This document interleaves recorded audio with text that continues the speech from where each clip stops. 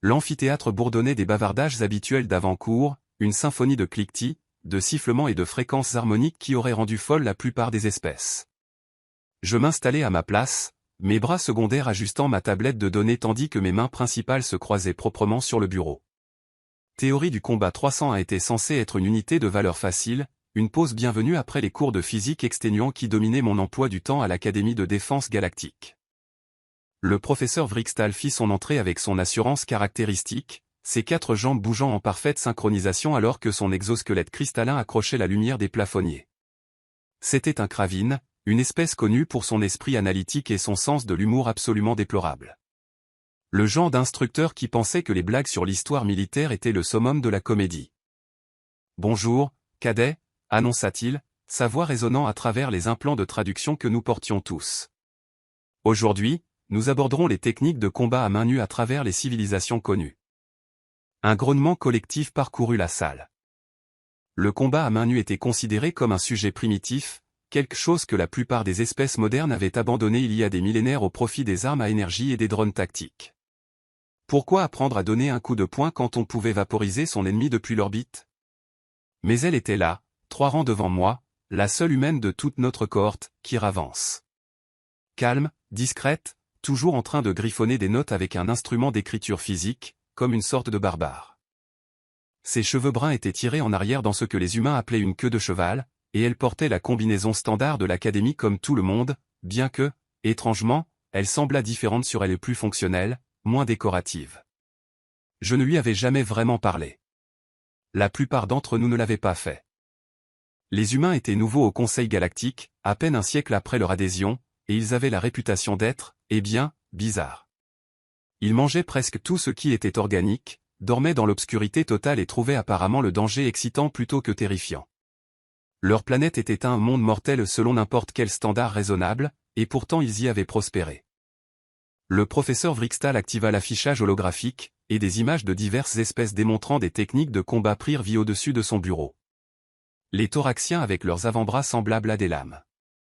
Les kéliques avec leurs décharges électriques paralysantes. Les mortaines avec leurs jets d'acide.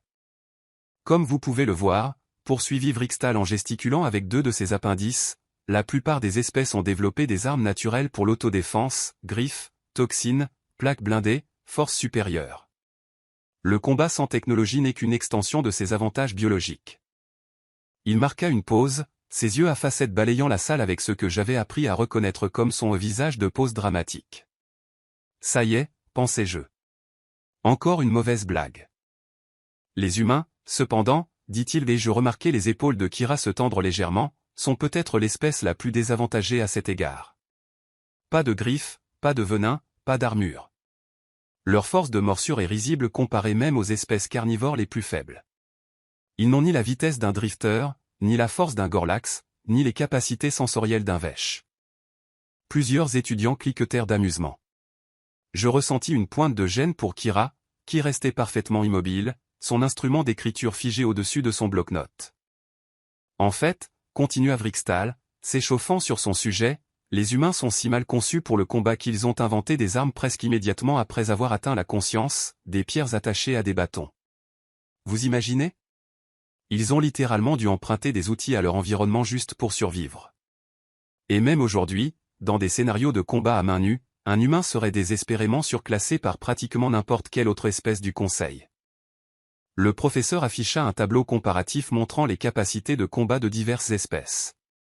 Les humains se classaient près du fond, juste au-dessus du flume, une espèce de mousse sensible qui communiquait par spore et avait la consistance physique du pain mouillé. Leur seul véritable avantage est l'endurance, dit Vrixtal d'un ton dédaigneux. Ils peuvent courir pendant de longues périodes sans surchauffer. Utile pour fuir, je suppose, mais guère pertinent dans un combat réel. Non, quand il s'agit de se battre à main nue, les humains ne le font tout simplement pas. Ils ne le peuvent pas. Ils seraient mis en pièces en quelques secondes par n'importe quel prédateur respectable. C'est alors que c'est arrivé.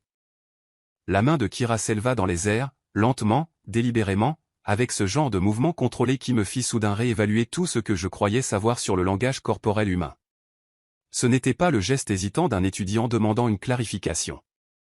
C'était tout autre chose. La salle devint silencieuse. Même Vrixtal semblait surpris, ses antennes tressaillant de confusion. « Oui, Cadet Vance ?» demanda-t-il, avec une pointe de condescendance dans la voix. Kira se leva, et je jurerais que la température dans la pièce chuta de 2 degrés. Son visage restait neutre, mais il y avait quelque chose dans ses yeux, une lueur, qui fit soudain hurler mes instincts de survie. « Permission de faire une démonstration, monsieur ?» Sa voix était calme, presque plaisante. Trop plaisante. Les mandibules de Vrixtal cliquetèrent dans ce qui aurait pu être de l'amusement. Une démonstration de quoi, exactement? Que votre évaluation des capacités de combat à main nue des humains est, avec tout le respect que je vous dois, incomplète. Oh. Oh, non. J'avais déjà entendu ce ton, de la part de ma mère de couvée juste avant qu'elle ne démolisse les arguments d'un officiel commercial corrompu devant tout le conseil colonial. C'était le son de quelqu'un qui savait qu'il avait raison et qui s'apprêtait à le prouver de la manière la plus humiliante possible. L'exosquelette de Vrixtal sembla se hérisser. « Cadet Vance, j'apprécie votre enthousiasme, mais les données sont tout à fait claires. La physiologie humaine n'est tout simplement pas adaptée pour. Avec respect, professeur, des données sans contexte ne sont que des chiffres. » Kira s'avança dans l'allée, ses mouvements fluides et maîtrisés. Vous avez raison de dire que nous n'avons ni griffes, ni venin, ni armure naturelle.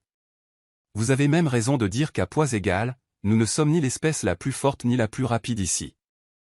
Elle marcha vers l'estrade, et je remarquai plusieurs choses simultanément. Premièrement, chaque étudiant était désormais captivé. Deuxièmement, Vrixtal avait l'air de reconsidérer ses choix de vie. Troisièmement, Kira se déplaçait avec une grâce qui semblait en totale contradiction avec la maladresse supposée de son espèce. Mais vous avez commis une erreur fondamentale dans votre analyse, poursuivit-elle en atteignant le devant de la salle. Vous avez supposé que les armes naturelles sont requises pour un combat efficace. Nous, les humains, avons appris il y a longtemps que l'arme la plus meurtrière n'est pas celle avec laquelle on est. C'est celle qu'on apprend à utiliser. C'est précisément mon point, bafouilla Vrixtal. Sans armes, les humains sont sans défense. Kira sourit. Ce n'était pas un sourire amical. Nos corps sont les armes, professeur. Nous avons juste dû trouver comment les utiliser. Je peux? Avant que Vrixtal ne puisse répondre, elle se tourna vers la classe, les mains levées dans ce que j'apprendrai plus tard à appeler une garde de combat. Le combat ne consiste pas à avoir les meilleurs outils naturels. Il s'agit de comprendre le levier, l'élan, l'anatomie et la psychologie. Les humains ont passé des milliers d'années à combattre tout et n'importe quoi.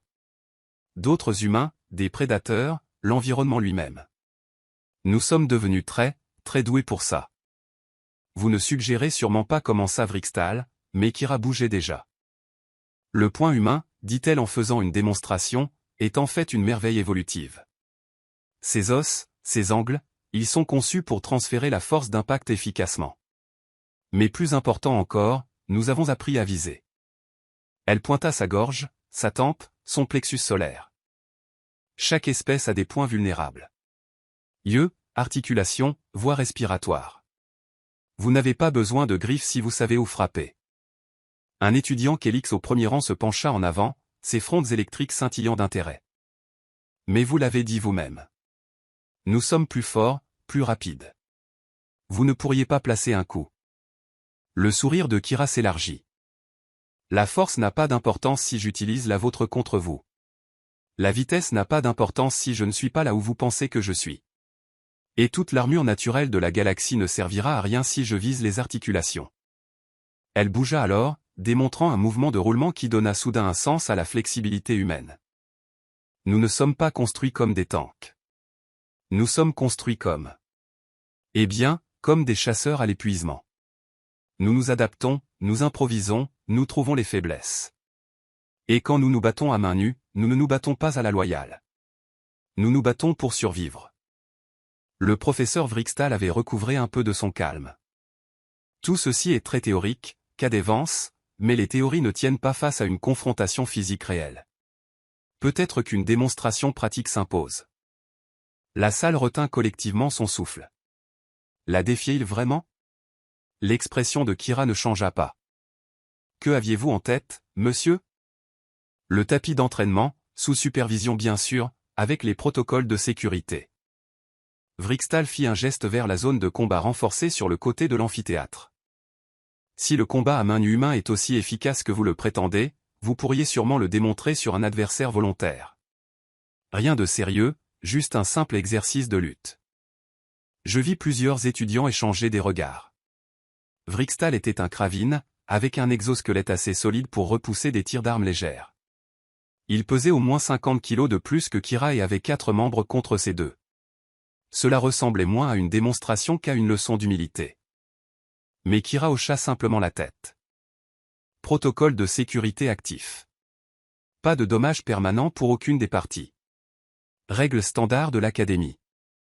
Entendu. Ils se dirigèrent vers le tapis, et toute la classe se bouscula pour avoir une meilleure vue. Je finis pressé contre la barrière de sécurité, mon cœur les 3 battant la chamade dans ma poitrine.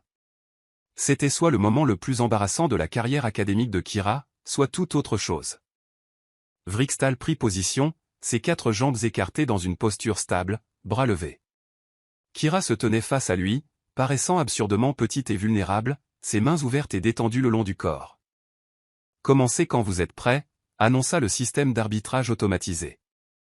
Vrixtal bougea le premier, ce qui fut sa première erreur. Il s'élança avec une vitesse surprenante, cherchant à saisir Kira dans ce qui aurait dû être une étreinte écrasante. Elle n'était pas là. Elle s'était déplacée latéralement, si fluidement que cela semblait chorégraphié, et soudain elle était à côté de lui, une main touchant l'articulation de sa jambe avant gauche. « Ici », dit-elle sur un ton de conversation, c'est là que l'exosquelette Kravin a une faiblesse. L'articulation a besoin de mobilité, donc l'armure est plus fine. Vrixtal pivota plus vite que je ne l'avais prévu, balançant un bras vers l'endroit où Kira s'était tenue. Au passé. Elle s'était baissée, passant sous son cou, et sa main claqua contre son bas-ventre. Et ici, continua-t-elle, toujours sur ce même ton conversationnel, c'est là que vos organes primaires se regroupent. Pas d'armure du tout, car vous avez évolué comme prédateur d'embuscade. Protection lourde sur le dessus, vulnérable en dessous. Le professeur recula, réévaluant la situation. Bien, il prenait ça au sérieux maintenant. Il feinta à gauche, puis fonça à droite, ses 4 bras convergeant pour la piéger. Cela aurait dû marcher. Il n'y avait nulle part où aller, pas d'espace pour esquiver. Kira se laissa tomber, à plat dos sur le tapis, et l'élan de Vrixtal l'emporta au-dessus d'elle. Puis ses jambes se levèrent, ses pieds se plantant contre son bas-ventre, ne frappant pas, mais poussant, redirigeant son poids, utilisant sa force contre lui, exactement comme elle l'avait dit. Vrixtal trébucha, se rattrapa, se retourna et trouva Kira déjà debout, respirant calmement, même pas essoufflé. C'est ridicule, marmonna-t-il, son calme professionnel se fissurant. Vous ne faites que fuir. Vraiment, demanda Kira. Où suis-je en train de vous faire gaspiller de l'énergie pendant que j'apprends vos schémas? Les humains sont des chasseurs d'endurance, souvenez-vous? Nous sommes bâtis pour survivre à nos proies, ou dans ce cas, pour attendre l'ouverture. Vrixtal chargea à nouveau, sincèrement en colère maintenant, et ce fut sa 2e erreur. L'émotion au combat est ce que les humains appelaient un passif. Kira avait expliqué cela une fois en cours de théorie tactique, et maintenant je comprenais ce qu'elle voulait dire.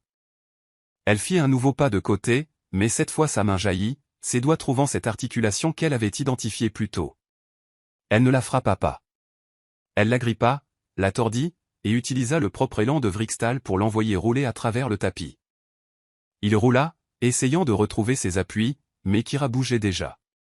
Elle glissa derrière lui, un bras s'enroulant autour de son cou non pas pour l'étouffer, mais pour contrôler, ses jambes crochetant son abdomen, se verrouillant en place. Et ceci, dit-elle, toujours exaspérante de calme, est ce que nous appelons un étranglement arrière. Sauf que je l'ai modifié pour votre anatomie.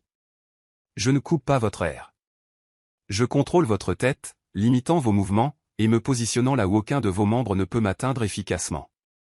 Vous pourriez vous jeter en arrière, mais cela vous ferait plus de mal qu'à moi. Vous pourriez essayer d'arracher mes bras, mais ma structure squelettique me donne un meilleur levier dans cette position que votre exosquelette ne vous en donne.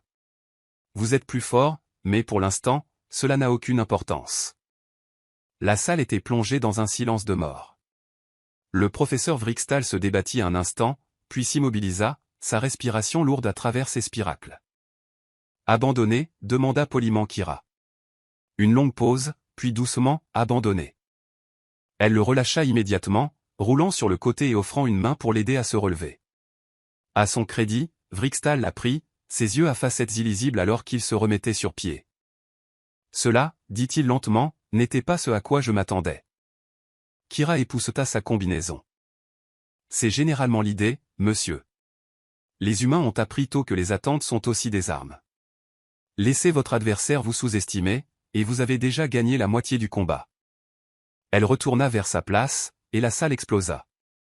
Les questions fusèrent de toutes parts, les étudiants grimpant pratiquement les uns sur les autres pour lui parler.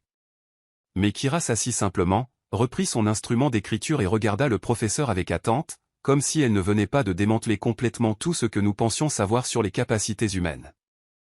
Vrixtal s'éclaircit la gorge, un son distinctement embarrassé.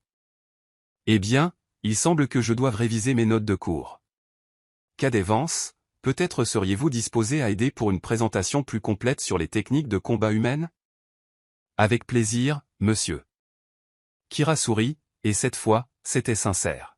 « Mais peut-être devrions-nous commencer par les bases, comme pourquoi les humains sont terrifiants même sans technologie. » Alors que la classe retrouvait un semblant d'ordre, je ne pouvais m'arrêter de fixer Kira. Nous avions tous rejeté les humains comme les nouveaux venus faibles, l'espèce qui avait eu de la chance avec la technologie mais ne pouvait pas tenir le coup dans un vrai combat. Nous avions eu tellement tort. Et le plus effrayant ?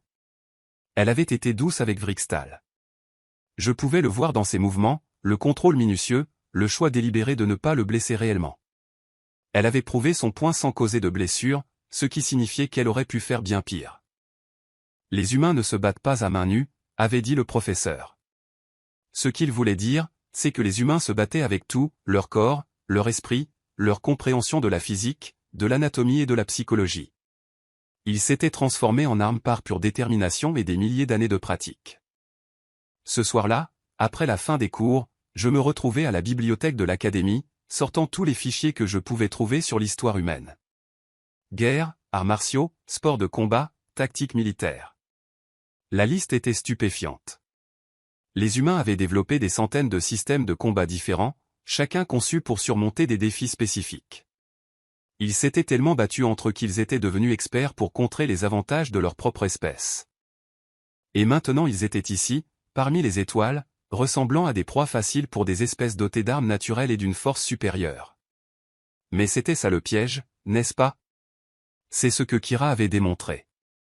Les humains avaient appris à transformer en armes les suppositions que les autres faisaient à leur sujet. Je repensais au cours, à l'explication calme de Kira sur les points vulnérables, le levier et l'élan.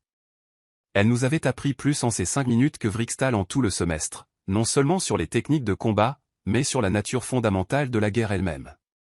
Ce n'est pas une question d'être le plus fort ou le plus rapide ou d'avoir les armes naturelles les plus intimidantes. C'est une question d'être assez intelligent pour transformer les avantages de son adversaire en faiblesse. C'est une question d'endurance, d'adaptation et de refus absolu d'abandonner. C'est ce qui rendait les humains dangereux. Pas leur technologie, pas leurs armes, mais leur état d'esprit.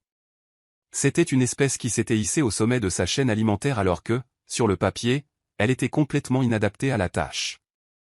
Ils l'avaient fait grâce à l'intelligence, la coopération et une quantité vraiment terrifiante de détermination.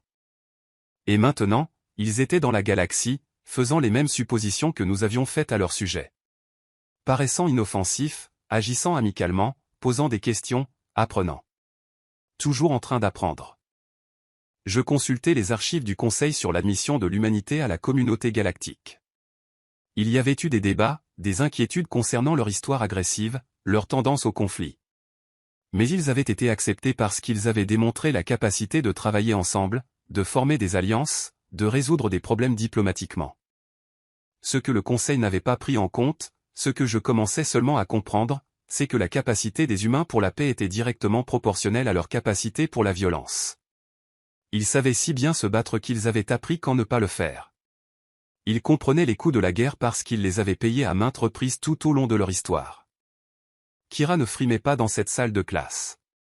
Elle nous enseignait une leçon fondamentale sur son espèce. Sous-estimez les humains à vos risques et périls. Ils ne ressemblent peut-être pas à des guerriers, mais cela signifie simplement que vous ne les verrez pas venir.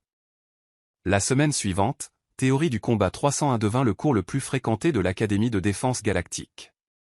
Des étudiants d'autres sections demandèrent des transferts. Des membres du corps professoral trouvèrent soudain des raisons d'observer. Et même le doyen, un énorme Vorgat aux écailles comme de l'obsidienne polie, fit une apparition au fond de l'amphithéâtre.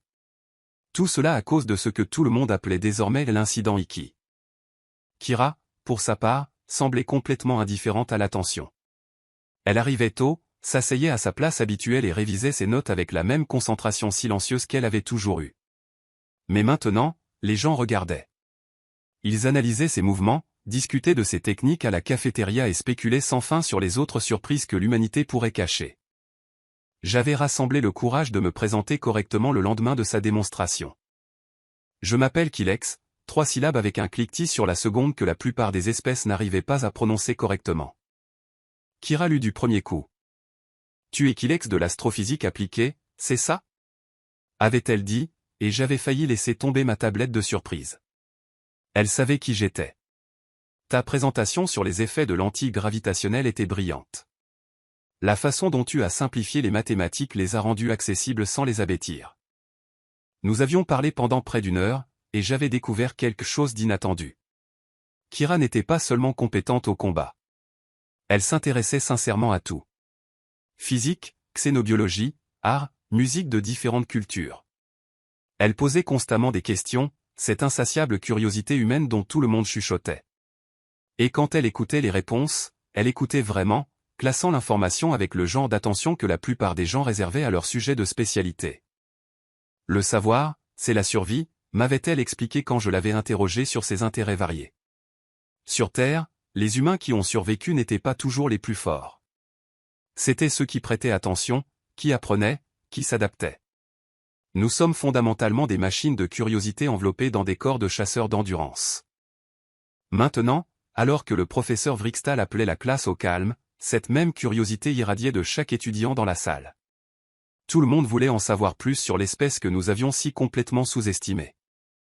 Aujourd'hui, annonça Vrixtal, le ton notablement plus humble que la semaine dernière, nous avons une présentation spéciale. Le cadet Vance a accepté de fournir un aperçu complet de l'évolution du combat humain. J'attends de chacun qu'il soit attentif et garde ses questions pour la fin. Cadet? Kira se leva et se dirigea vers l'avant, portant une petite puce de données. Elle la brancha dans le système holographique, et des images prirent vie au-dessus de sa tête. Contrairement aux diagrammes anatomiques stériles que Vrixtal montrait habituellement, c'étaient des photographies historiques et des vidéos de la Terre. Laissez-moi commencer par une histoire, commença Kira, et quelque chose dans sa voix commanda une attention absolue. Il y a environ 200 000 ans, une espèce de singe bipède est apparue en Afrique de l'Est. Il n'était pas impressionnant. Il n'avait pas de griffes, pas de crocs, une force de morsure relativement faible. Ils étaient lents comparés aux prédateurs qui les entouraient. Ils ne pouvaient pas grimper aussi bien que leurs cousins primates, ne pouvaient pas nager aussi bien que les reptiles, ne pouvaient même pas digérer efficacement la plupart des matières végétales. L'hologramme montrait les premiers humains, de petites bandes se déplaçant à travers les savanes, paraissant vulnérables et exposés. Selon toute métrique raisonnable, ils auraient dû s'éteindre. Le continent était plein de créatures spécifiquement conçues pour tuer. De grands félins aux griffes comme des lames, des hyènes aux mâchoires broyeuses d'os, des crocodiles capables d'entraîner leur proie sous l'eau, des serpents venimeux, des parasites, des maladies. Tout voulait les manger, les infecter, ou simplement les surpasser pour les ressources.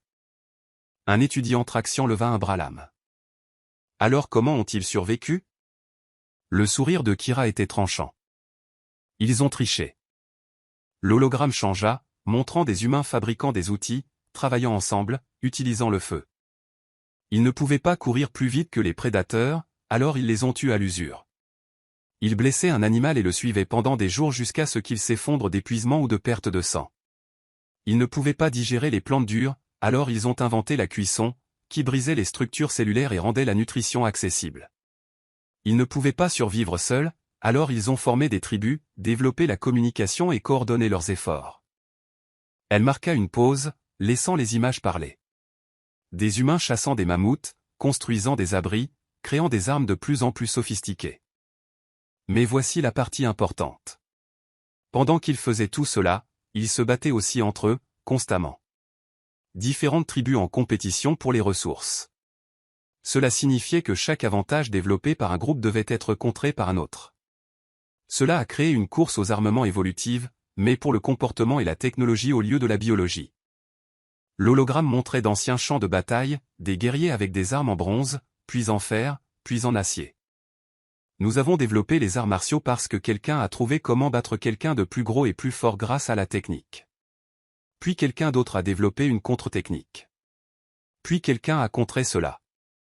Pendant des milliers d'années, les humains ont affiné l'art du combat à main nue, parce que nous en avions besoin. Notre survie dépendait d'être de meilleurs combattants que les autres humains, qui devenaient eux aussi meilleurs au combat. Les fronts d'un étudiant Kélix clignotèrent nerveusement. Ça a l'air épuisant. Ça l'était, approuva Kira. Ça l'est toujours, mais ça nous a rendus adaptables.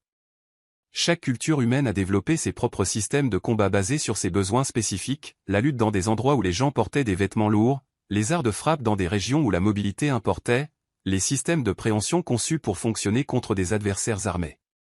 Nous avons littéralement des centaines de traditions martiales différentes, chacune résolvant un problème spécifique. Elle afficha une nouvelle série d'images, boxe, lutte, diverses formes d'arts martiaux que je ne reconnaissais pas. La chose clé à comprendre est qu'aucun de ces systèmes ne prétend être complet.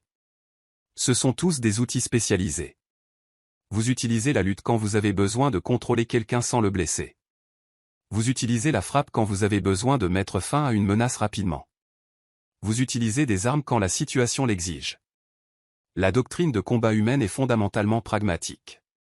Nous utilisons tout ce qui fonctionne. Le professeur Vrixtal intervint, son ton pensif plutôt que provocateur. Mais sûrement, contre une espèce avec des armes naturelles, ces techniques seraient moins efficaces. Le seraient-elles? Kira afficha des images de combattants humains s'entraînant contre des drones de combat automatisés conçus pour simuler diverses physiologies extraterrestres. Nous nous entraînons contre différents types de corps depuis 50 ans, depuis que nous avons rejoint le Conseil. Technique de lutte adaptée pour les espèces à membres multiples. Schéma de frappe calibré pour les points faibles des exosquelettes. Système de préhension modifié pour l'anatomie non humanoïde. Les images montraient un combattant humain mettant à terre un drone à 6 membres avec une efficacité troublante, visant les articulations et utilisant son propre élan contre lui. Nous sommes doués pour l'adaptation. C'est un peu notre spécialité. Montrez-nous un nouvel adversaire. Donnez-nous du temps pour l'étudier, et nous trouverons comment le combattre. Ce n'est pas de l'arrogance. C'est juste de la reconnaissance de formes appliquées au combat. Je levai l'une de mes mains secondaires. Mais il doit y avoir des limites. Qu'en est-il des espèces avec une anatomie vraiment extraterrestre? Des êtres qui n'ont pas de points vulnérables que vous pouvez cibler? Kira hocha la tête, reconnaissant la validité de la question. Absolument. Il y a des espèces que nous ne pourrions probablement pas combattre efficacement au corps à corps. Des êtres d'énergie, des esprits de ruche, des créatures de la taille d'un immeuble. Mais voilà le truc. Ces espèces ne peuvent pas vraiment nous combattre au corps à corps non plus. À ce stade, le combat devient une question de technologie et de tactique, pas de physiologie. Et les humains sont plutôt bons là-dedans aussi. Elle passa à une autre image, celle-ci montrant des soldats humains à diverses périodes historiques. Guerriers antiques, chevaliers médiévaux, forces spéciales modernes. Le véritable avantage des humains n'est pas une technique unique ou un attribut physique. C'est notre approche du conflit. Nous étudions nos ennemis de manière obsessionnelle. Nous nous entraînons constamment. Nous développons des plans d'urgence pour chaque scénario que nous pouvons imaginer. Puis nous en inventons quelques autres juste pour être sûrs. Nous simulons des situations de guerre qui ne sont pas encore arrivées et qui n'arriveront peut-être jamais, juste pour être prêts si elles se produisent. Ça a l'air paranoïaque, marmonna un étudiant drifter du dernier rang. Ça l'est absolument, dit Kira joyeusement. Les humains sont profondément paranoïaques en tant qu'espèce. Cela nous a gardés en vie quand tout sur notre planète essayait de nous tuer. Maintenant, cela signifie que nous sommes très, très difficiles à surprendre dans des situations de combat. Elle afficha une dernière image. Celle-ci montrait un combattant humain faisant face à un adversaire extraterrestre simulé 3 fois plus grand que lui. La semaine dernière, le professeur Vrixtal a dit que les humains ne se battent pas à main nue. Il avait tort, mais je comprends pourquoi il pensait cela. La plupart des espèces voient notre manque d'armes naturelles et supposent que nous sommes dépendants de la technologie, mais la vérité est plus nuancée. Nous préférons les armes parce que nous sommes pragmatiques, pas parce que nous sommes incapables sans elles. Nous avons développé des outils tôt parce que nous étions assez intelligents pour réaliser que se battre à la loyale signifiait se battre stupidement. La salle était absolument silencieuse. Chaque étudiant était transfixié. Mais quand nous ne pouvons pas utiliser d'armes, quand cela se résume à la chair contre la chair, nous sommes terrifiants. Parce que nous avons passé toute notre histoire évolutive à trouver comment tuer des choses qui étaient mieux équipées pour nous tuer. Nous nous sommes exercés les uns sur les autres pendant si longtemps que nous sommes devenus des artistes de la violence. Et la partie vraiment effrayante? Elle marqua une pause, et son expression devint tout à fait sérieuse. La plupart des humains n'utilisent jamais ces compétences. Nous passons nos vies entières sans entrer dans un seul vrai combat. Nous nous entraînons, nous pratiquons, nous maintenons la capacité, mais nous n'avons pas besoin de prouver quoi que ce soit parce que nous savons de quoi nous sommes capables. Et cette confiance, cette certitude tranquille que nous pourrions nous débrouiller si nous le devions, c'est ce que vous avez vu la semaine dernière. Pas de l'agression, pas de la frime, juste de la compétence. Le professeur Vrikstal se leva, ses mandibules cliquant doucement. Merci, Cadet Vance. C'était illuminant. Quelqu'un a-t-il des questions? Chaque main, griffe, tentacule et appendice dans la salle se leva d'un coup. Kira rit, un son chaleureux et sincère. D'accord, commençons par l'étudiant Kélix devant. L'heure suivante ne ressembla à aucun cours auquel j'avais assisté. Kira répondit à des questions sur tout, des techniques spécifiques à la psychologie des sports de combat humains, en passant par l'éthique du combat pour le divertissement. Elle expliqua des concepts comme les catégories de poids et les règles d'engagement, la différence entre le combat sportif et le combat de survie. La discipline mentale requise pour s'entraîner à la violence tout en maintenant des intentions pacifiques. Et à travers tout cela, elle resta accessible, amicale, prête à admettre quand elle ne savait pas quelque chose. Ce n'était pas un guerrier montrant ses prouesses. C'était une enseignante partageant un savoir, parce qu'elle voulait sincèrement que les autres comprennent. Quand le cours se termina enfin, les étudiants se pressèrent autour d'elle, posant encore des questions. Je restai en retrait, observant, jusqu'à ce que la foule s'éclaircisse et que je puisse approcher. C'était incroyable, lui dis-je. Tu as complètement changé la façon dont tout le monde voit les humains. Kira haussa les épaules, mais elle souriait. J'ai juste fourni le contexte. Les gens ne sont pas stupides. Ils travaillaient avec des informations incomplètes. Maintenant, ils ont plus de données avec lesquelles travailler. Quand même, la façon dont tu as tout expliqué a rendu la chose accessible. C'est une compétence rare. Merci, Kilex. Elle rassembla ses affaires, puis s'arrêta, m'étudiant avec ses yeux humains perçants. Je peux te demander quelque chose? Bien sûr. Que pensais-tu des humains avant la semaine dernière? Sois honnête. Je considérais la question soigneusement. Je pensais que vous aviez de la chance d'être tombé sur une technologie avancée et d'avoir été accepté au conseil avant que quiconque ne réalise que vous n'étiez pas vraiment prêt pour cela.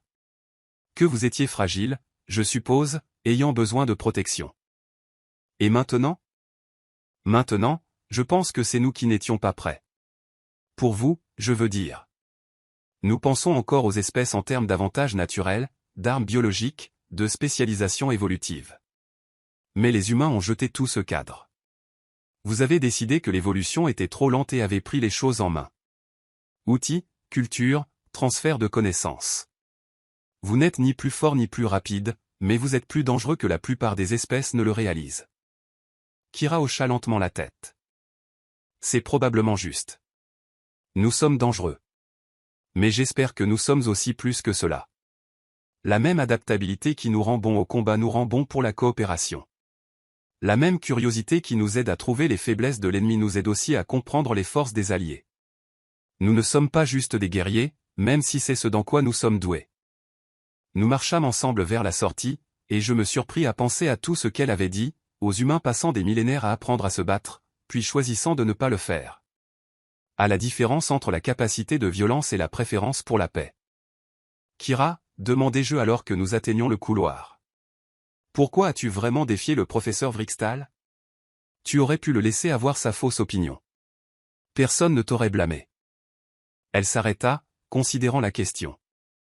Parce que les mauvaises informations font tuer des gens. Si le conseil pense que les humains sont sans défense sans armes, ils prendront des décisions basées sur cette hypothèse. Ils nous positionneront de manière à nous laisser vulnérables, ou nous excluront de rôles pour lesquels nous sommes qualifiés, ou sous-estimeront ce que nous pouvons apporter. Je ne défendais pas la fierté humaine. Je corrigeais une idée fausse dangereuse. C'est très pragmatique. Nous sommes une espèce pragmatique, sourit-elle. De plus, je déteste vraiment quand les gens ont tort avec assurance. C'est un défaut de personnalité. Au cours des semaines suivantes, quelque chose changea à l'académie. Les humains n'étaient plus les nouveaux venus bizarres qu'il fallait patronner ou ignorer. 3 autres étudiants humains s'inscrivirent en théorie du combat. Et soudain, les discussions en classe devinrent beaucoup plus intéressantes. Ils apportaient des perspectives que personne d'autre n'avait considérées. Posaient des questions qui remettaient en cause les hypothèses fondamentales. Et démontraient des techniques qui faisaient repenser leur programme aux instructeurs traditionnels. Kira lança un groupe d'études informelles pour quiconque s'intéressait à la théorie du combat interespèces. J'assistais à chaque session. Fasciné par la façon dont elle décomposait des concepts complexes en éléments compréhensibles. Nous analysions des confrontations théoriques. Discutions de la façon dont différentes physiologies interagiraient dans des scénarios de combat. Et apprenions à penser au combat d'une manière qui transcendait les simples comparaisons de force ou de vitesse. Mais plus important encore, nous en apprenions sur la culture humaine. Leur philosophie du conflit et de la résolution. Leur concept d'honneur et de retenue. La façon dont ils avaient développé des règles élaborées pour le combat, spécifiquement pour empêcher la mort inutile. Transformant la violence en sport. Et en terrain d'essai plutôt qu'en simple destruction. Nous nous battons pour savoir comment faire, expliqua Kira lors d'une session. Mais nous nous battons aussi pour ne pas avoir à le faire. Chaque humain qui s'entraîne aux arts martiaux apprend quand ne pas les utiliser. La désescalade est considérée comme plus avancée que le combat. S'éloigner d'un combat que vous pourriez gagner est vu comme une force, pas une faiblesse. Un étudiant Gorlax, massif et blindé, secoua la tête de confusion. Mais si tu peux gagner, pourquoi ne le ferais-tu pas? La victoire établit la domination.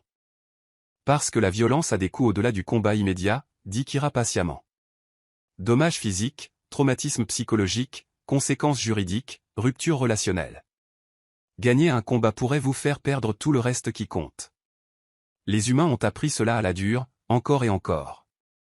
Maintenant, nous l'enseignons aux enfants. Le meilleur combat est celui qui n'arrive jamais. Je pensais à l'approche du conflit de ma propre espèce, les défis formels et le combat rituel qui résolvaient les disputes. C'était civilisé, structuré, mais aussi limité. Nous n'avions jamais développé la compréhension sophistiquée de la violence qu'avaient les humains parce que nous n'en avions jamais eu besoin. Nos armes naturelles et notre armure signifiaient que la plupart des combats étaient survivables, même les décisifs. Les humains, manquant de ces avantages, avaient été forcés de prendre le combat beaucoup plus au sérieux, ce qui paradoxalement les rendait plus réfléchis sur le moment de se battre. Le semestre touchait à sa fin, et le professeur Vrixtal annonça que l'examen final serait pratique. Chaque étudiant ferait face à un scénario de combat simulé contre un adversaire aux capacités inconnues. Nous serions jugés sur nos tactiques, notre adaptabilité et notre prise de décision, plutôt que sur la simple victoire. Quand mon tour vint, j'entrai dans la chambre de simulation le cœur battant. L'adversaire holographique se matérialisa, une créature que je n'avais jamais vue auparavant, avec 6 membres et ce qui semblait être des épines venimeuses le long de son dos. Je me figeai pendant une seconde critique, essayant d'évaluer les menaces et les vulnérabilités. La créature s'élança. Je réussis à peine à esquiver, mes mouvements maladroits comparés à l'efficacité fluide de Kira. Elle me coinça, et je réalisai que j'étais sur le point d'échouer spectaculairement. Puis je me souvins, les humains ne se battent pas à la loyale. Ils utilisent tout ce qui est disponible. Ils s'adaptent. J'attrapai une pièce d'équipement détachée de l'environnement de simulation et la jetai. Pas sur la créature, mais au sol entre nous, créant une distraction momentanée. En cet instant, j'analysai son schéma de mouvement, identifiai les articulations de ses membres, me souvins de la leçon de Kira sur le ciblage des vulnérabilités. Quand elle s'élança à nouveau, j'étais prêt. Pas pour la maîtriser par la force, je ne pouvais pas, mais pour rediriger son élan, utiliser sa force contre elle-même, de la même façon que Kira l'avait fait avec Vrixtal. Je ne gagnais pas le combat par une force supérieure. Je gagnais en pensant comme un humain, en étant plus malin que mon adversaire ne s'y attendait. Plus tard, en regardant le propre examen de Kira, je vis quelque chose qui résumait tout ce que j'avais appris.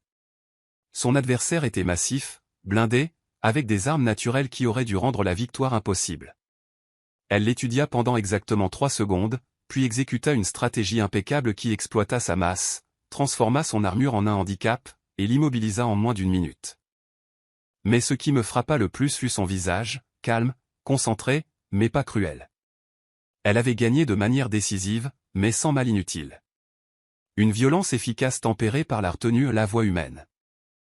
Alors que nous quittions l'académie ce dernier jour du semestre, je marchais avec Kira à travers la station de transit, nous dirigeant tous deux vers des destinations différentes pour la période de pause. J'ai plus appris de toi ce semestre que de n'importe quel autre cours, lui dis-je. Sur le combat, oui, mais aussi sur la façon de penser différemment. Kira sourit. Tu m'as appris des choses aussi, tu sais. Ta perspective sur la mécanique gravitationnelle a ouvert de nouvelles façons de penser à la navigation. C'est ce que le conseil devrait être, non? Différentes espèces partageant le savoir, rendant tout le monde meilleur. Penses-tu que ça marche? Le conseil, je veux dire, avec toutes nos différences. Il le faut. Elle ajusta son sac de voyage, et je remarquai la force décontractée dans le mouvement, la conscience de son environnement, la confiance tranquille qui venait du fait de savoir qu'elle pouvait gérer tout ce qui viendrait ensuite. Parce que l'alternative est que tout le monde reste séparé, isolé, limité par ses propres perspectives. Les humains ont appris à la dure que la coopération bat la compétition sur le long terme. Maintenant, nous essayons d'appliquer cette leçon à l'échelle galactique. Nous nous séparâmes sur le quai, mais ces mots restèrent avec moi. Les humains ne se battent pas à main nue, avait dit le professeur Vrixtal, le pensant comme une faiblesse. Mais il avait eu tort d'une manière plus fondamentale qu'il ne le réalisait. Les humains se battent avec tout, leurs mains, leurs esprits, leurs outils, leur culture, leur détermination implacable à survivre et prospérer quoi que l'univers leur lance. Et maintenant ils étaient ici, parmi les étoiles, enseignant au reste d'entre nous que la faiblesse est juste une opportunité déguisée. Que les limitations forcent l'innovation. Que l'espèce sans armes naturelles était devenue la plus dangereuse de toutes, précisément parce qu'elle n'avait jamais eu le luxe de prendre sa survie pour acquise. En classe, Vrixtal avait fait une affirmation sur l'inadéquation humaine. Kira avait calmement levé la main et contesté cette affirmation avec rien de plus que du savoir et de la compétence. Elle avait changé les esprits non par l'argumentation, mais par la démonstration. Très humain, réalisais-je. Montrer, ne pas dire. Prouver son point par l'action. Alors que mon transport s'élevait loin de l'académie, je regardais en arrière vers le complexe tentaculaire où des douzaines d'espèces apprenaient ensemble, se battaient ensemble, grandissaient ensemble. Et je pensais à une petite femme humaine qui avait enseigné à toute une salle de classe remplie de prédateurs naturellement armés que les armes les plus meurtrières ne sont pas celles avec lesquelles on naît. Ce sont celles que l'on forge soi-même par la pratique, la discipline et un refus absolu d'accepter que quoi que ce soit impossible. Les humains ne se battent pas à main nue. Ils se battent avec tout ce qu'ils ont. Tout ce qu'ils ont appris. Tout ce qu'ils sont devenus à travers des millénaires de lutte et d'adaptation. Et cela, avais-je finalement compris, est ce qui les rend vraiment terrifiants. Pas leur force, ni leur vitesse, ni leurs avantages naturels. Leurs esprits. Leur détermination. Leur refus complet d'abandonner, peu importe à quel point les chances sont contre eux. Le professeur Vrixtal avait eu raison sur une chose. Les humains ne se battent vraiment pas à la loyale. Dieu merci, ils sont de notre côté.